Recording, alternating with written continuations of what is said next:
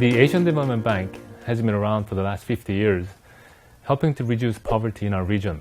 In 2019, the ADB provided over $21 billion to implement projects and programs to reduce poverty. These projects and programs are intended to have a positive impact on the environment and people in our region. So in the 1990s, ADB established Environment and Social Safeguard Policy, which will ensure that the projects and programs are designed and implemented with a positive impact and minimize any negative impact. During implementation of these projects and programs, there could be unanticipated or unintended negative impact which may have on the environment and people. So under our safeguard policy, it is a requirement for us to have a grievance redress mechanism for each and every project so that the project affected people can raise their concerns to the project sponsors and government to resolve their issues. If problems still remain, the project affected people can still come to ADB and we can help them resolve their issues. If project affected people are not satisfied after approaching the grievance redress mechanism at the project level or the Asian Development Bank Operational Department, then they are free to submit a complaint to the ADB Accountability Mechanism. The Accountability Mechanism is an independent forum and process whereby complainants can file their grievance with either the Office of the Special Project Facilitator, which undertakes a problem-solving approach to resolve the issues, or if they consider that there may be cases of non-compliance with ADB policy and procedures, then they can file a complaint with the Office of Compliance Review Panel. If this is the case, then the Compliance Review Panel will investigate whether or not there are cases of non-compliance and would pursue the case more of an internal investigation rather than a problem-solving approach. A recent study by ADB on OSPF cases demonstrated that one of the challenges that we face is having effective grievance redress mechanisms at the project level. In response, OSPF has developed a training program for implementing and executing agencies and ADB staff for how to establish and manage a grievance redress mechanism. The following video is a case study of a Vietnam road and bridge project which had a very successful grievance redress mechanism which adapted over time to meet the needs of the project-affected people.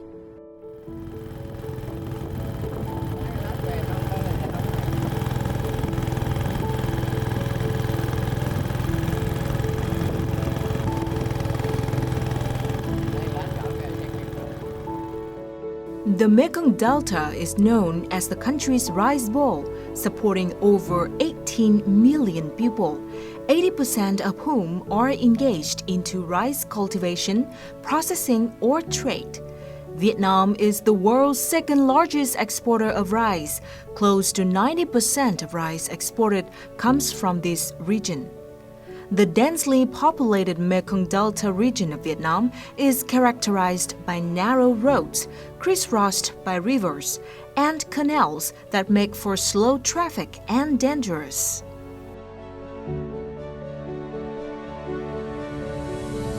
To foster prosperity at the central area of the Mekong Delta, Vietnam's Ministry of Transport requested funding from ADB, co-financed by the Australia's Department of Foreign Affairs and Trade and Export-Import Bank of Korea, the construction of cable-stayed bridges across two major tributaries of the Mekong, the Dien River and the Ho River, and a 4-lane road connecting them.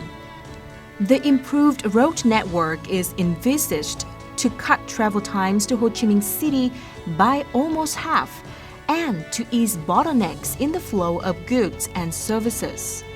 The overall length of the project exceeds 30 kilometers, including interchanges, approach roads, bridges, and the interconnecting highway. Besides Dong Tháp Province and Cần Thơ City, the project will bring benefits to neighboring An Giang Province. However, the project area is also one that is most at risk globally from climate change events such as flooding, sea level rise, and saline intrusion. Thus, the project infrastructure is designed to be climate resilient, with both the bridges and the linking road being elevated, such as they are not prone to land subsidence and the road surface always remain above future predicted levels of 3 meters. With 224 hectares of land acquired, the project has had a direct impact on 1,778 households, or nearly 7,700 affected people located across 8 communes and 1 ward. Several consultations during project preparation and implementation were widespread, covering almost all affected households. This project is Category A for resettlement and environment and is first of its kind for this province to implement such large-scale co-finance project amounting to more than $800 million. Increasing the connectivity in that part of the country has been instrumental in improving the transportation and the mobility of people across a couple of the rivers. And so this project has really made a big difference for connectivity. It is also a project that attracted significant amounts of co-financing from our partners of the Australian government and also the Korean Export-Import Bank. Many factors enabled project authorities to deal with the vast number of complaints they faced. Foremost among these was the conception of a project GRM with a dual structure that over the course of implementation saw a degree of flexibility and convergence on how it operated as different types of complaints ended up being handled by the same set of entities. This project has some design features that contribute to the success of its GRM. First, the project detailed design, including safeguard documents, is financed by a separate TA grant, which is available 2 years before the ensuing loan. This allows sufficient time to conduct meaningful consultation with affected people and incorporate all the concerns into the design.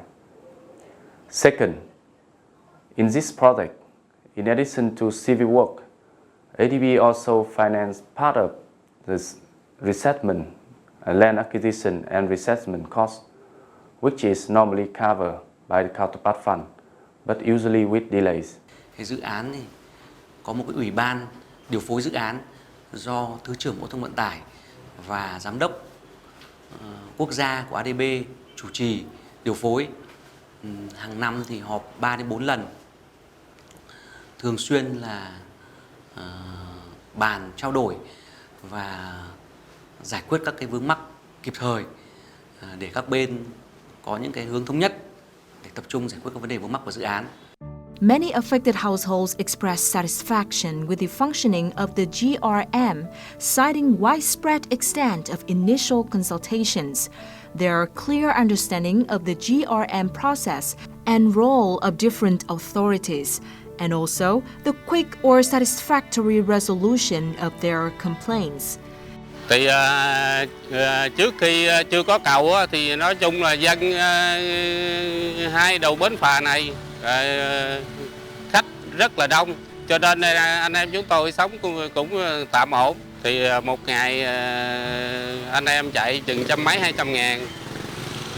Nhưng khi kết cầu xong thì bến phà này chạy nhưng mà vẫn là ít, khách ta đi cầu nhiều. Thu nhập anh em mỗi ngày chừng 30-40 ngàn thôi. Thì cũng nhờ bên ban dự án là hỗ trợ chúng tôi là được những phiếu xăng trị giá là 3 triệu đồng, nhưng mà chúng tôi đổ xăng thôi chứ không có nhận tiền. Trước đây thì cô bán một ngày một đêm là được 3 triệu, mà từ ngày có cầu Cao Lãnh thông cầu rồi thì cô bán chỉ được có 100 ngàn thôi.